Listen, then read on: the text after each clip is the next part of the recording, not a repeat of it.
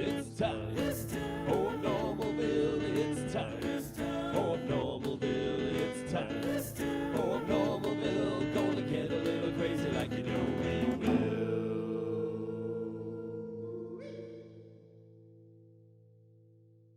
Hey everyone, welcome to the 20th episode of the Abnormal Hour.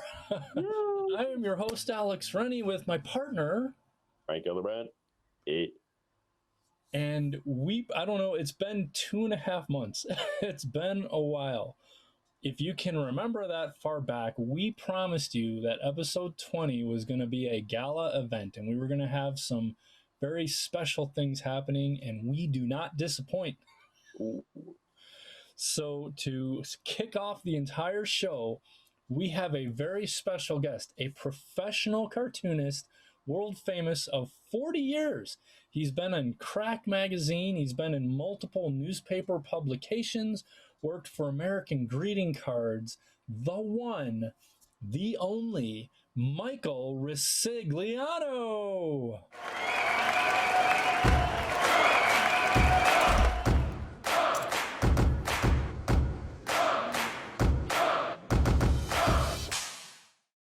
So hey everybody, let's welcome Mike Ricigliano to the show. Yeah.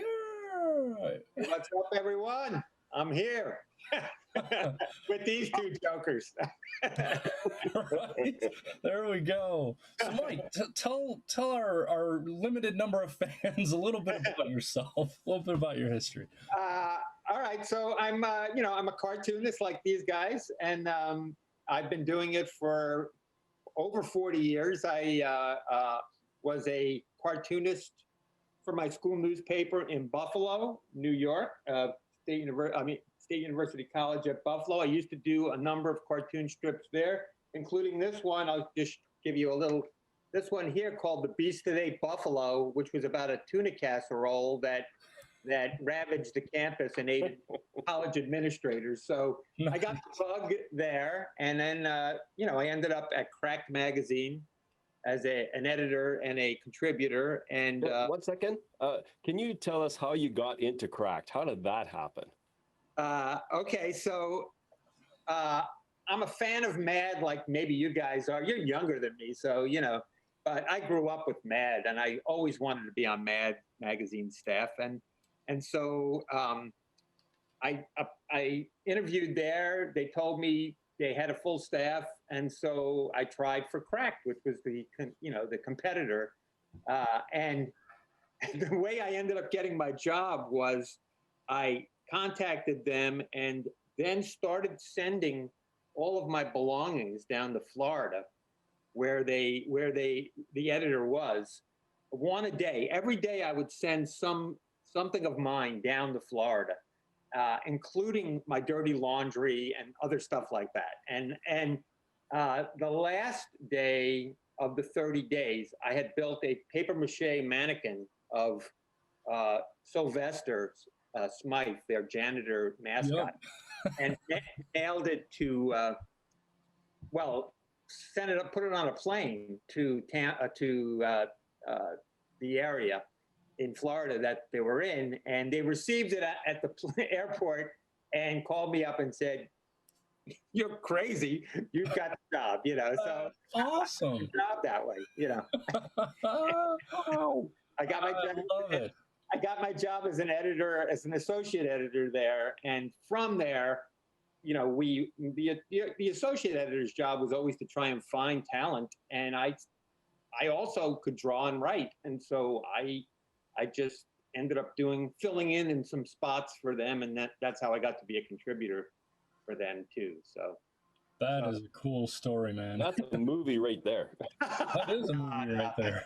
No, I only was there for a year as an editor.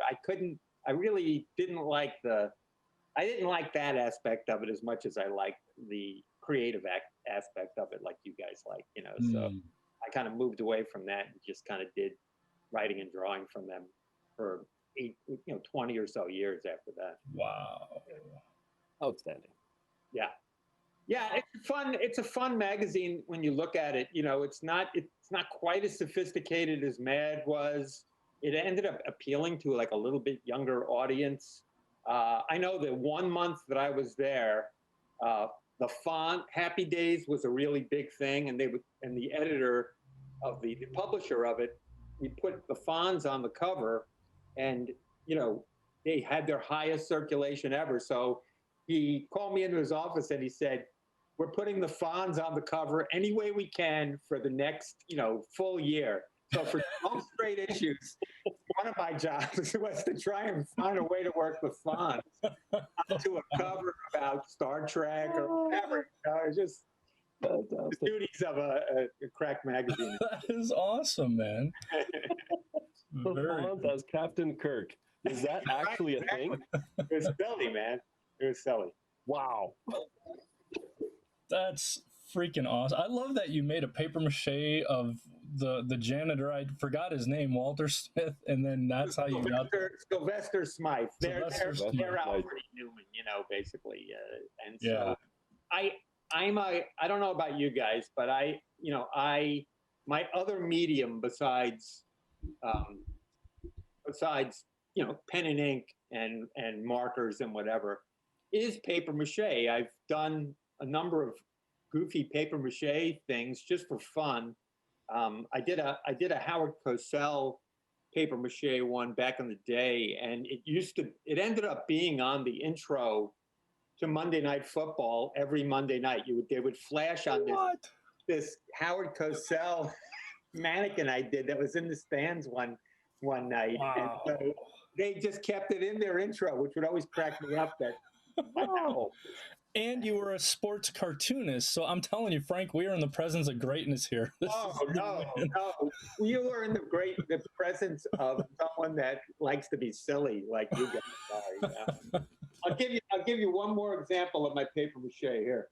So this is my 15 minutes of fame, guys. This here, if you can see it, is me with a mustache back in the day, and the person next to me is Robert Irsay, who was the owner of the Baltimore Colts. And when the Colts left town and moved to Indianapolis, I made this paper mache mannequin of Robert Irsay that we brought to Philadelphia to the stadium and paraded around the stadium. And people paid me, they were offering me like hundreds of dollars to take this mannequin and throw it over the side of the stadium and smash it. And I had already promised it to a radio station to auction off for charity at the end of the year here in Baltimore, so I couldn't do it. But that dummy was in newspapers all around the country. It was in parades in Baltimore. They would put it on a float, and people would throw things at it. He's the most hated man in Baltimore ever. Wow. But I got to kind of do this paper mache mannequin of him. I will say, when you said paper mache, I mean, I picture crappy looking paper mache. That thing looks amazing. I thought that was real. I thought it was a mask. Yes. I thought it was him. Really, it was just sanded down paper mache. Your level of paper mache. You should open up a museum like the House of Wax, but the House of Mache. And do famous people. Oh, that would be good. It's a lot of work. But I mean, it would be good, Risig's Mike or House of Mache. There you go. House of Mache. That's cool.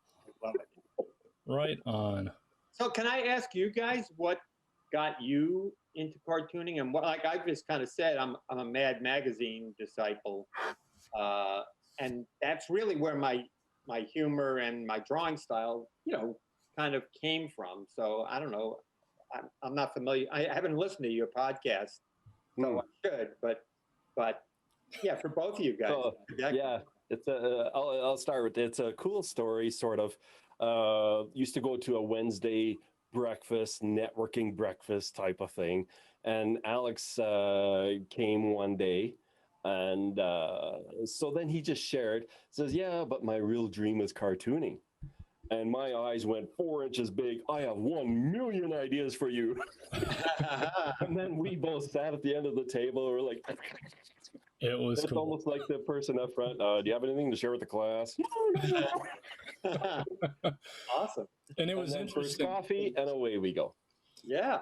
In that day that I met you, that was like a week after I had gotten laid off. I was a creative director position at this company called Pinnacle. So I was doing video, graphic design, all that kind of stuff.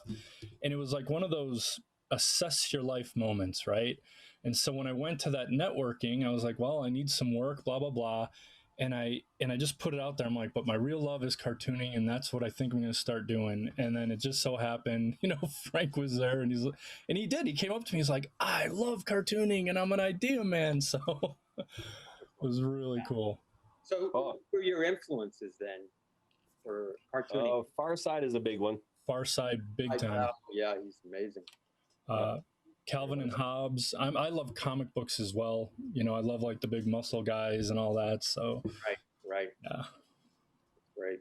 But yeah, the Far Side I think would be probably our biggest influence. Yeah. Because we do the one panel, one shot. Yeah, I've seen some of your stuff, and it's really great. And I was thinking you guys for Far Side maybe too. Although you have your own unique kind of style too. So that's right. So it's very cool. He might be the funniest cartoonist of all time. Just his drawings, plus his writing. I would put him at the top. And I would put him as a future guest on the show. Oh, that'd be cool. That would be a major step up from me, guys. Major. I'll tune into that one if you get that. You made me laugh, and like this is one of the better intros we've ever had to our show for sure. But with that, we are going to move on to some of the regular segments that we do. So we do have a cartoon to review, and we'd like to go into that segment right now. And you're welcome to join us, Mike, to say whatever you think of it as we do it.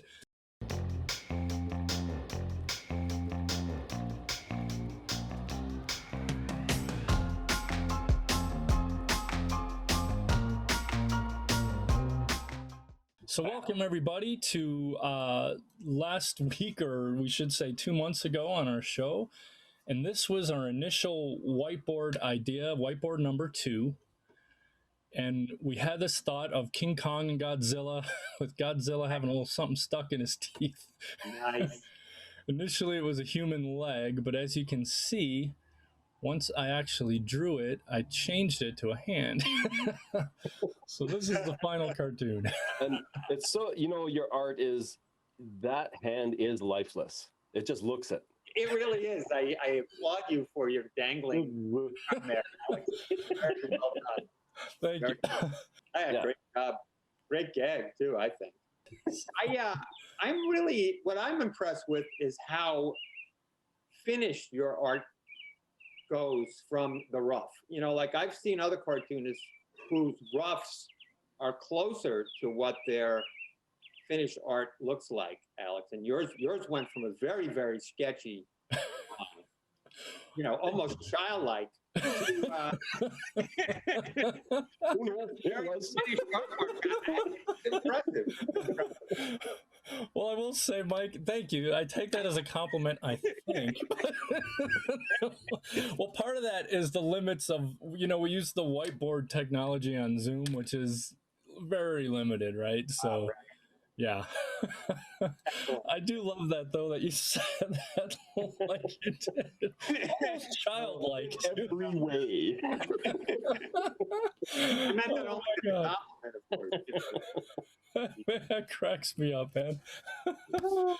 Thank you. Well, that now leads us to the next segment of our show, which is our news break.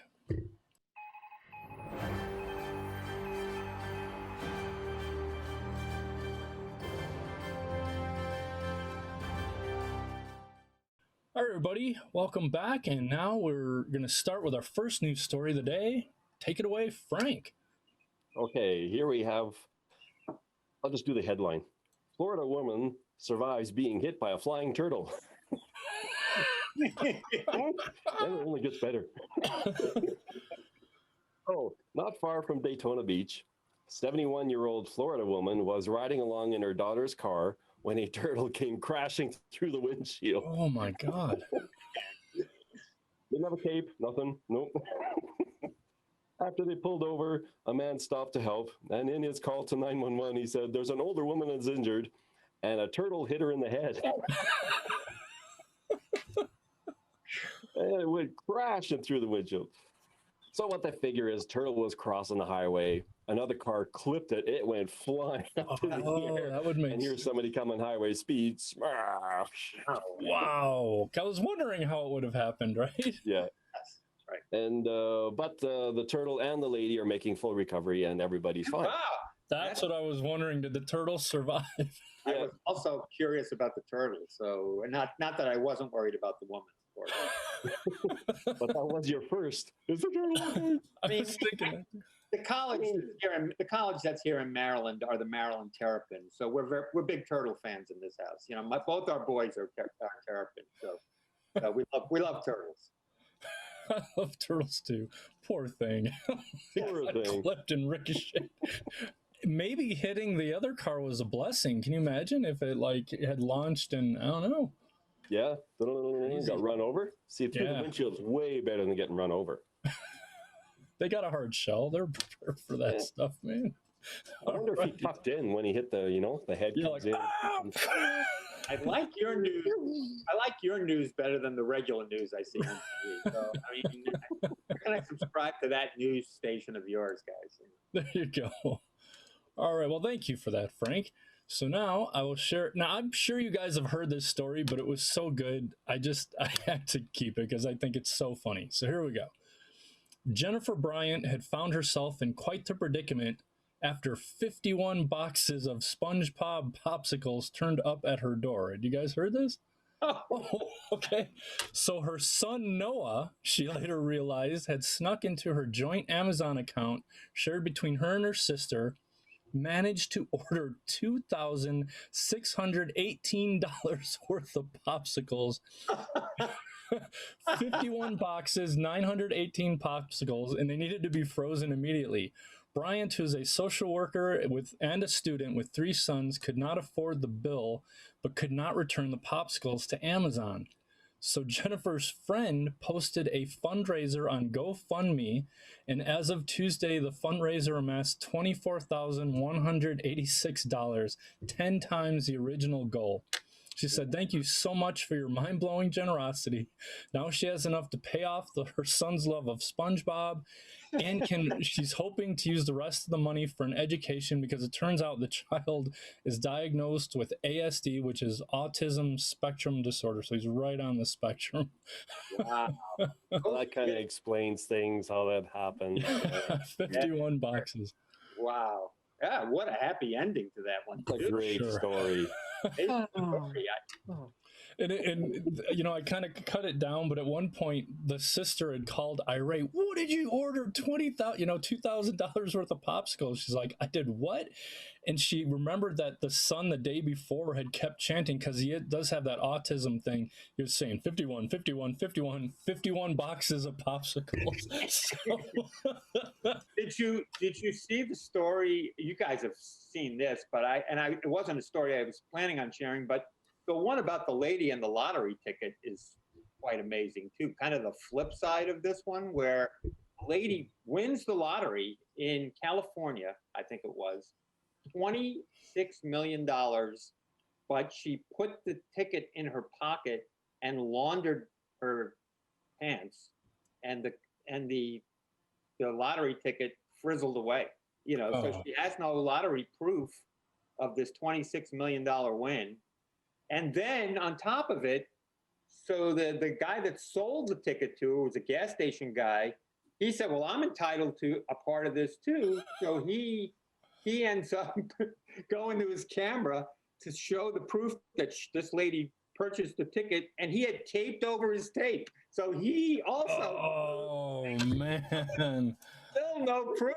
I don't think there's a way to find this lady did it, but until they find some sort of proof, she's not going to win the money, And the gas station guy's not wrong, because they do get a cut of the winning ticket if they're the ones who sell it. Yeah. Right. So he's not getting her money. He just gets a royalty for having sold the winning ticket, and it's substantial. Right. Or he would have gotten would have. Oh man, Wah, wah, wah. that's a kick in the crotch, man. Yeah. Well, guys, that was certainly a fun news break. This now leads us to our very first whiteboard of the day.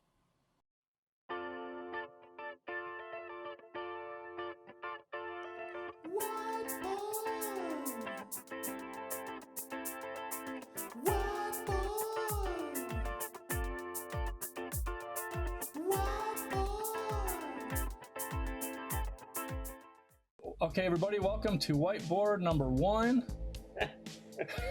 We're going to play off some of the news stories. Mike was suggesting about the visual of the Spongebob popsicles. Oh, I love that visual, man. And we also have the turtle flying through the window. Yeah. How do we combine the two? How do we combine the two? That's the challenge. Yeah, right. Yeah. Boink, boink. I wonder if, so the other thing, guys, that we were talking about backstage, if you call it, was, irreconcilable differences in a relationship. So what if one of the spouses, be it the husband or wife, was just like an avid SpongeBob fan, and everything SpongeBob was in the house, and it was like the last straw, maybe, or something like that, right? Or, is on You got a lot of that stuff around? Yeah. That would do it for my wife, too. Mine is hats. I have like 6,000 hats, man. I see Frank's got a hat, too, so, and I guess wears others, but I have like a ton of, really, 6,000 hats I have. That's just 6,000? Wow. Yes, I have a ton of hats, and my wife can't abide by it, so. All right, now this just sparked something here, man. This is what happens. What if it was a collection of severed heads or something like that from like history or skulls? Something really morbid, and like you would never think in a million years someone would have a collection of. So something like that. Like it could be like frozen heads. I don't know. Frozen heads. And that goes in with the SpongeBob popsicles too. You could throw one in there just for a goof because that's frozen too. But I like the frozen heads. Well, he tries to soften it a bit. He has frozen heads, but hey, it's not so bad. He puts popsicles in there. Hey, look, they're having fun. And do you know what made me think of this? Because Mike, I don't know if your mic went out or something, no pun intended, but like when you said you had a hat collection, I thought you had a head collection, and I was thinking you made like the paper mache heads, and you had 6,000 paper mache heads in your house, and then you said hats. So that's right. why I was... Yeah.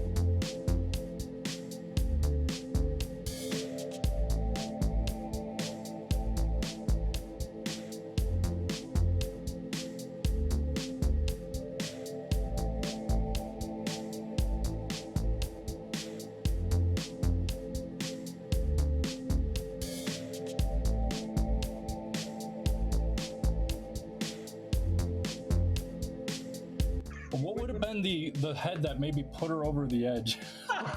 like she knew he had the collection, but what was the one thing that was just like, no, we're done now. We can't be married anymore, right? Oh, maybe. You're right, and that's a very funny gag. Actually, I like that. So the one that put her over the top. You have to be careful there. I'm thinking, maybe she was a Whitney Houston fan, right? You can't go there. So what made me just think of that when you said Whitney Houston, so I'm just gonna write down Whitney Houston, like, happy birthday, honey. No, that's it. We're done or something. Right? Because he knows she was a big fan. Yeah. I got you the frozen head of Whitney Houston. Frozen head. Quite an amazing creative process you guys have here. It works. This is how it goes from flying turtles to this. I know. I was thinking the same thing, Frank. Like it was flying turtles and SpongeBob popsicles, and this is what came out of it. And this is standard how it goes. You guys are certifiable. This is what we do, man. The weirdness of Abnormalville. This is a typical. I totally appreciate it. I always appreciate seeing the creative process in action. So that was really fun. Well, thank you for being a part of our process with that one, man. We got one more to go, but we have to do a couple other little segments prior to You that. ain't leaving yet. Oh, okay, all right. So, well, that was awesome. And Mike, again, thanks for being a part of that. Guys, this is fun. You know, Frank, as always, I don't know where we get this stuff from, but it comes. Yeah. So, to our guests at home, we did promise that episode 20 was going to be big and we would have some surprises. So, Mike is surprise number 1, which is fantastic. We have a real live professional cartoonist who's just one of the greatest guys on our show.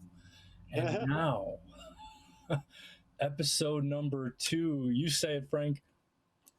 The Thunder Brothers.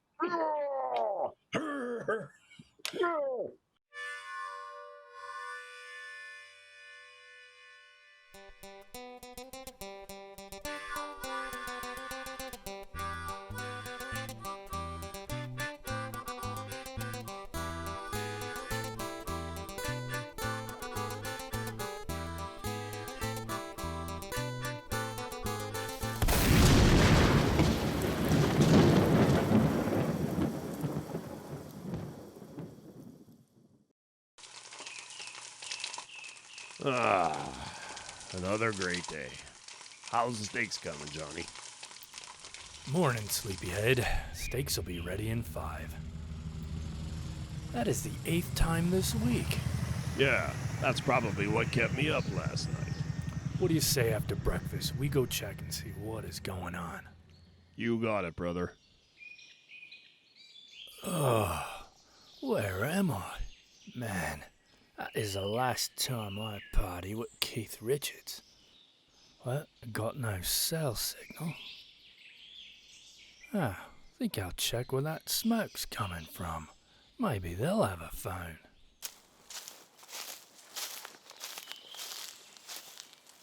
Hey, Johnny, looks like our friend is back. Oh yeah. Wait, he's grizzly looking, but that ain't him. Hey, don't be shy. Come out here, little buddy. I ain't little, and I ain't your buddy. Ooh, he's a feisty one. Look, fellas, I just want to use your phone, go for a ride, and get back to my movie shoot. Movie shoot? Are you famous? You don't look famous. Yeah, I'm famous. I was up there filming Fast and the Furious like a rolling stone. Started a drinking game with Keith Richards. Let's just say I came out of the wrong end on that one. Hey, I saw Fast and Furious and you weren't in it. I was too. I was just in a later episode. Nah, name something else you were in. Well, I was in a couple with Stallone. Oh yeah, I saw you in that one. It was the Dependables, right? No, not the Dependables. Expendables. Whatever. You hungry? We got steak and beer for breakfast. Now you're talking.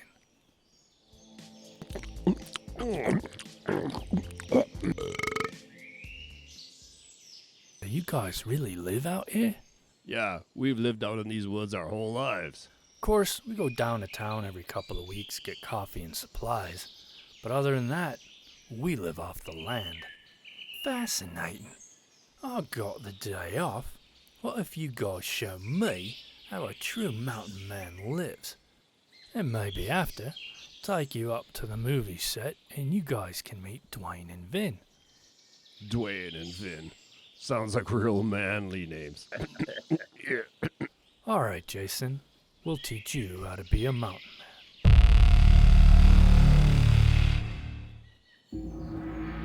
I didn't know you guys did yoga. Oh yeah, we lead a balanced life out here. Best way to start the day. Next up, we're gonna cut down that tree for firewood. You might want to step back for this one.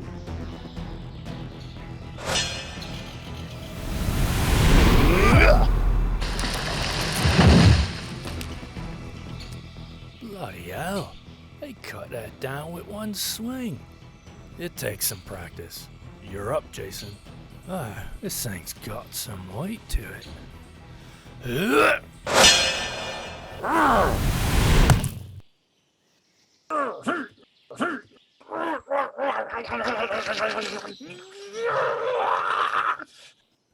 Fellas, seems to be stuck. That's okay, buddy. We got more stuff to do.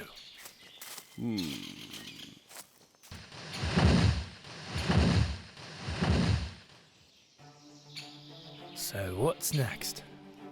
Well, time to time we like to have a little wrestling match. Oh, a little country MMA. Well, I'm down with that.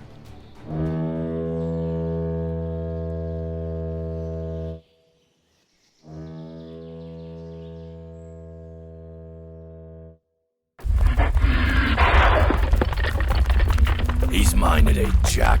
You got him last time.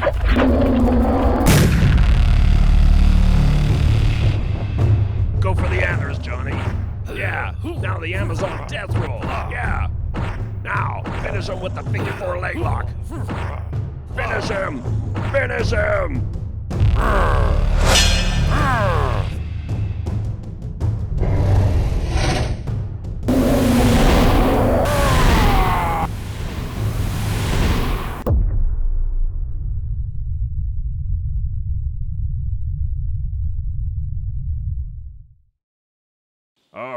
Okay. He's had enough. You got that one, Johnny.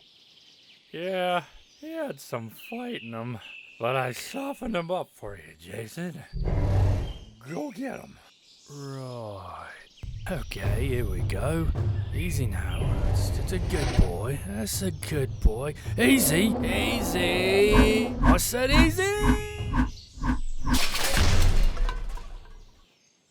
I said easy.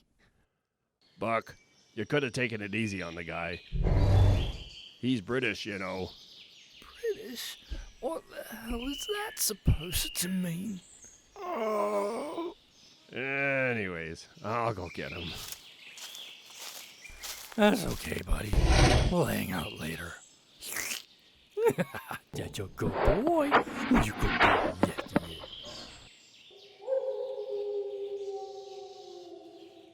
You know what, guys? I gotta tell you, this mountain man lifestyle is a bit rough for my taste. I am in pain. Well, you know, the best thing for what ails you is a little of Grandma Thunder's moonshine. Right. Here's looking at you, Keith. Cheers.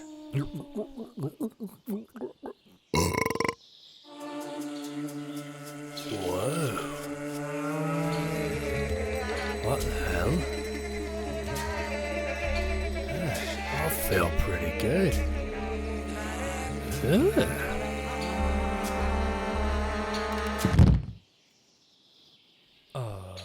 Jason?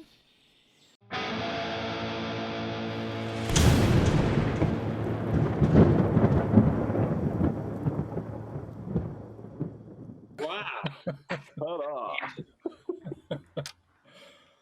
That is amazing, I thought. Yeah. Thanks. And left us holding our breaths as to what's going to happen next. Yeah, it's a cliffhanger. It's a cliffhanger. How long, can I ask how long that takes? That's got to be Well, it takes 2.5 months. of Alex sitting there drawing this stuff.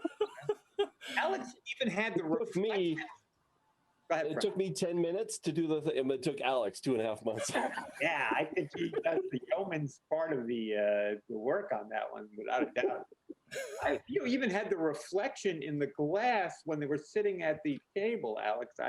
Attention to detail really blows my mind. Oh, thanks, man. Really impressive. Really impressive. Yeah. Thank you. That was a lot longer than the first episode. I think was 1.5 minutes. That one was 7 minutes long. That was crazy. It was epic. Yeah. And I love the storyline too, Frank. I'm not dismissing the storyline. It was really great. We like your contribution too, man.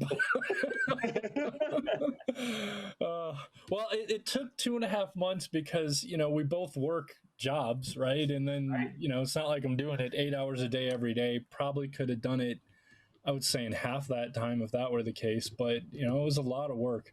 Yeah. So, you can see that. You can see, and you had a lot of different shots. I love the way you work, real photos into your work too. It's really a fun.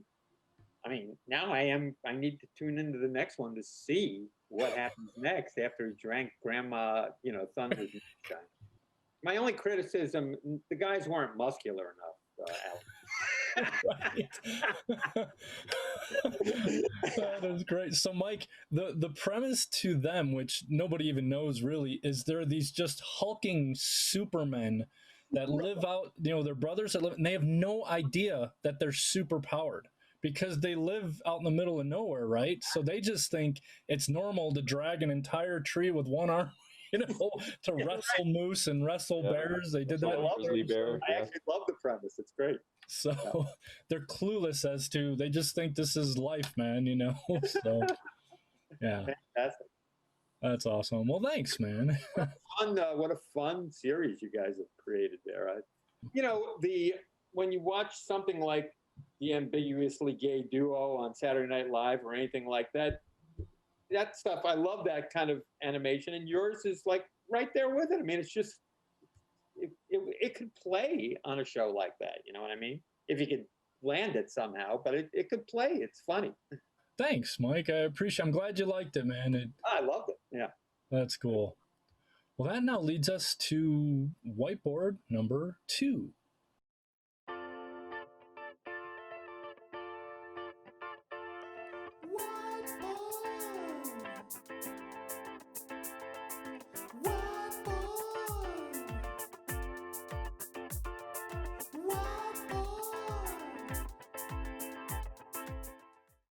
Okay, here we're going to go to whiteboard number 2. We have a real whiteboard. It's actually paper.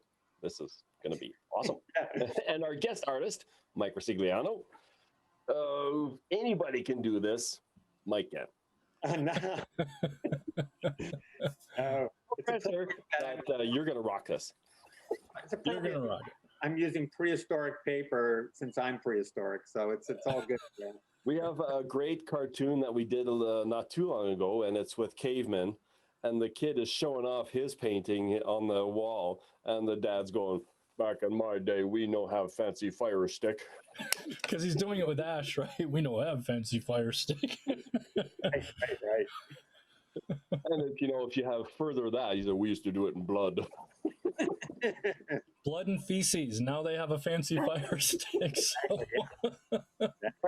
That's an acid rock band.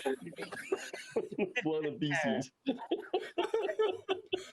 Oh my God! Maybe there's something there. Hey, there you go. Let's do the crazy name for an acid rock band.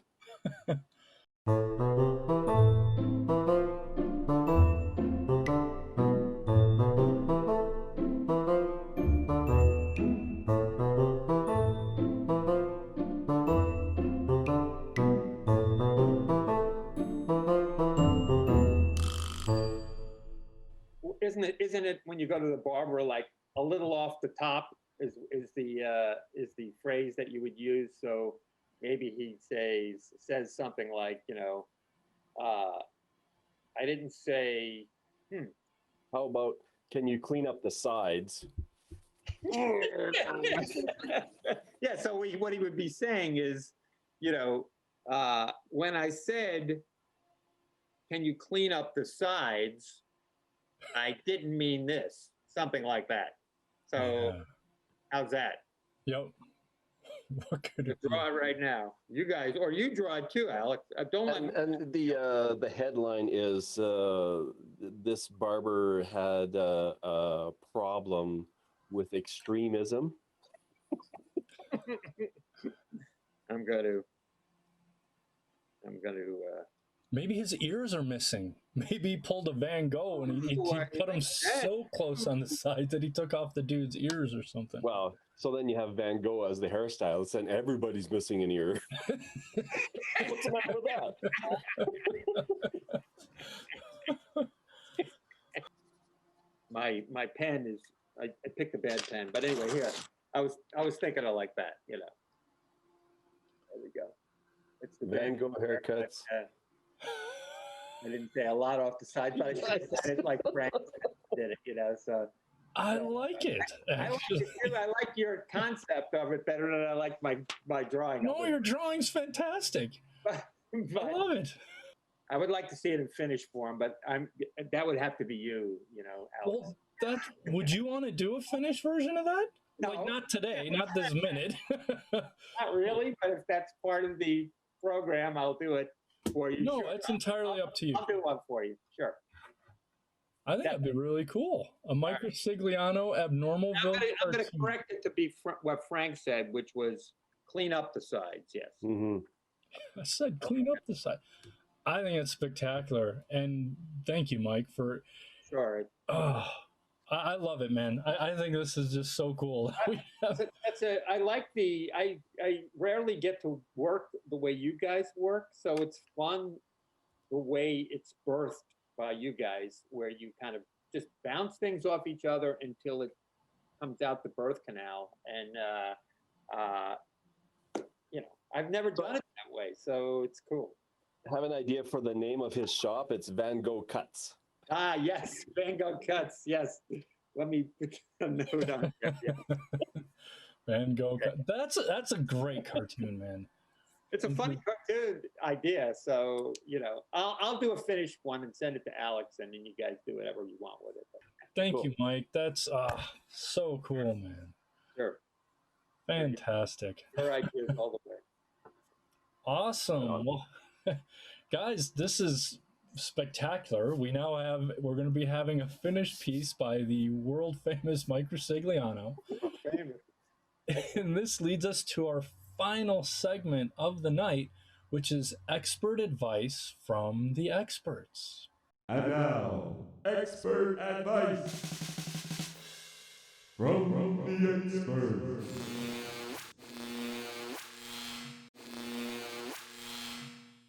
Here we have our expert advice with our guest, Mike Ricigliano. And,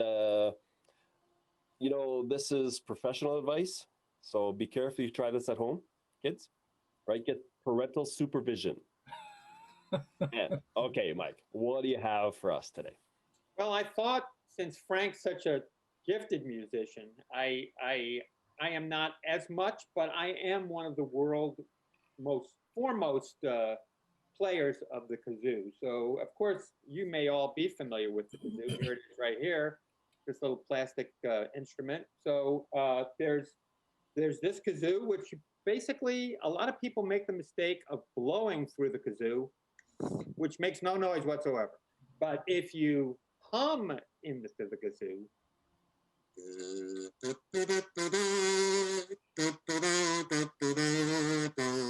like so, you get a great musical note. Now, I just wanted to show you that I have this here, which is an amplified kazoo known as a wazoo. So you'll see the difference here.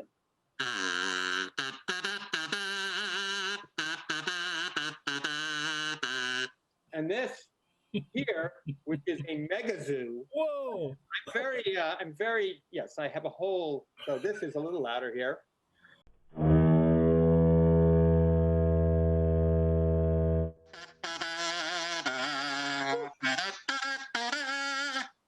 And there you go. That's how you play a kazoo, everyone. You're just your own musical abilities put to use on a very complicated instrument. I hope you'll all follow suit. That is fantastic. So it's actually called a kazoo, a wazoo, and what was the last one? This is a megazoo. Here. Megazoo. Wow. This is, by the way, a trombone kazoo.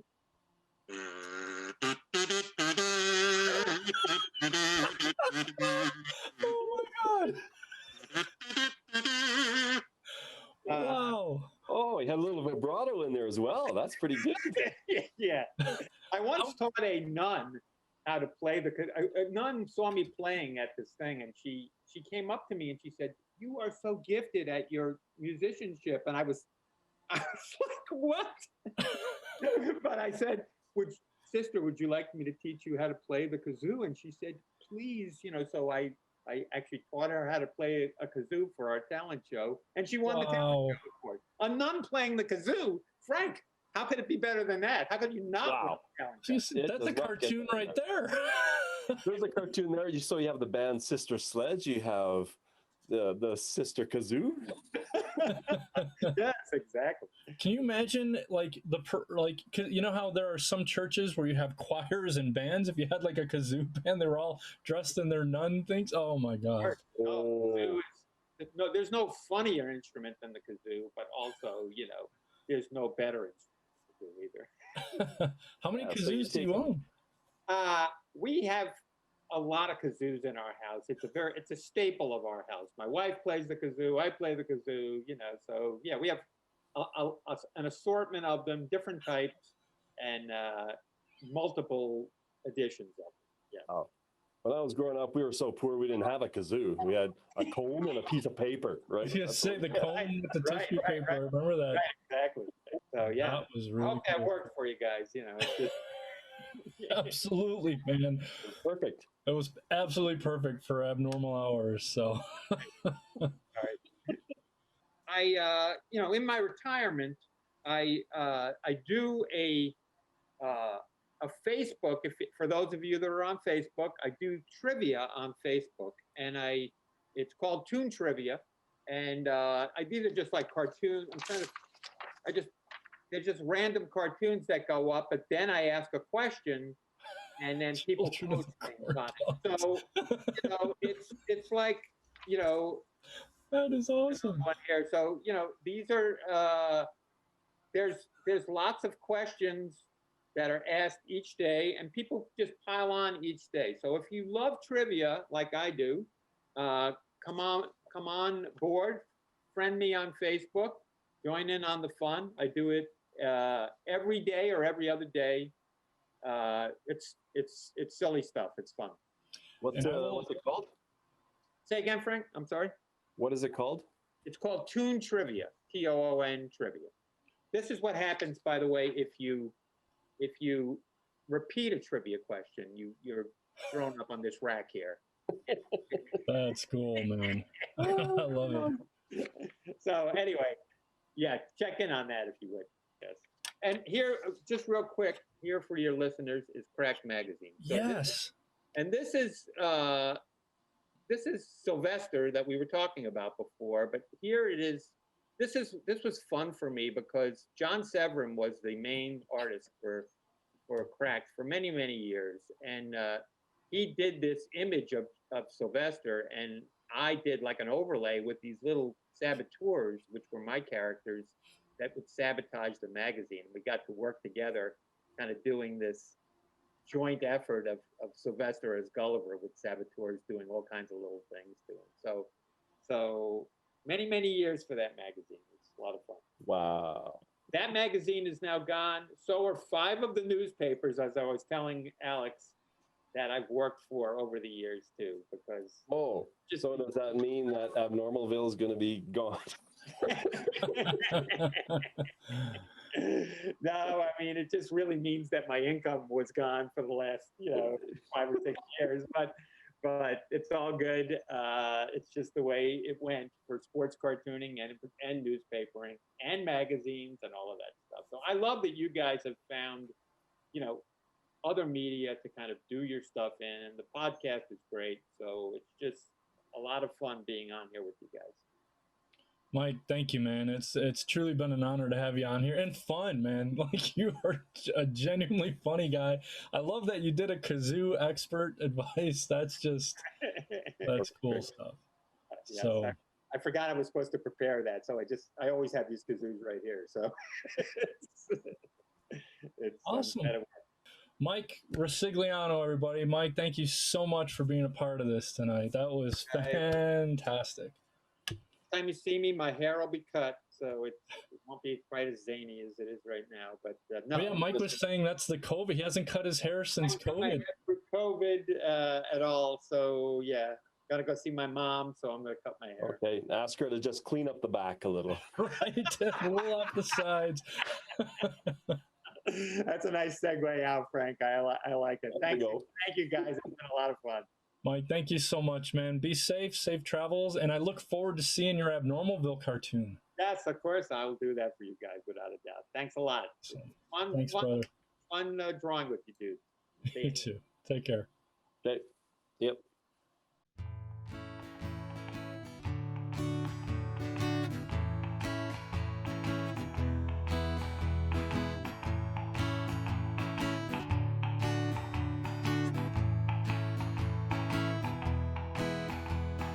now we're leaving. We gotta go. And now we're leaving. It's the end of our show. We had a good time. It's come to an end. We hope you had a good time. A good time, my friend. And now we're leaving. That's the end of our show. And now we're leaving. We gotta go.